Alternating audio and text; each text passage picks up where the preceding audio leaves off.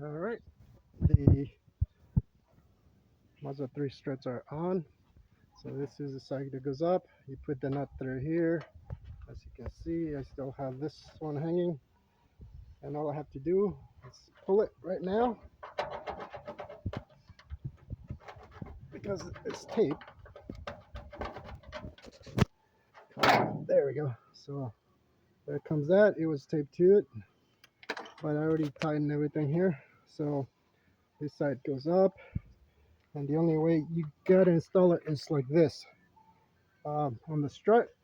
And there are two holes, but this is the lower one, this is the higher one. So I ended up using the higher one because of this. When you bring it down, this is very close to the tank. So what you have to do is use the bracket, push it all the way out, and use the higher hole so that you'll clear that. And now, as you can see, the original one's right here. Get this out of the way. Now it should be fine.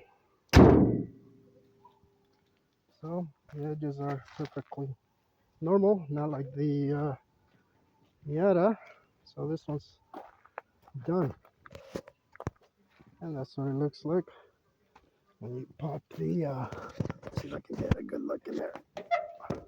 Kind of hard to see, but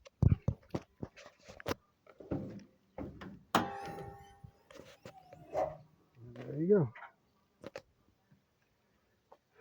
So they work. You just gotta kind of play with them, figure out what goes, because you can't really go the other way because this bolt is actually bigger than the ones up here, and they only fit on the bracket, and that's the only way you're gonna be able to get him on there. So here's a closer look again. And yeah, some of the pictures I saw, they had him here, and it wasn't even the right car, but this is what they had for this one. And so that's the only thing. You're gonna have to put him in here with that little steel piece that comes. Get the nut tightened, and then it's all set. All right, hope that helps.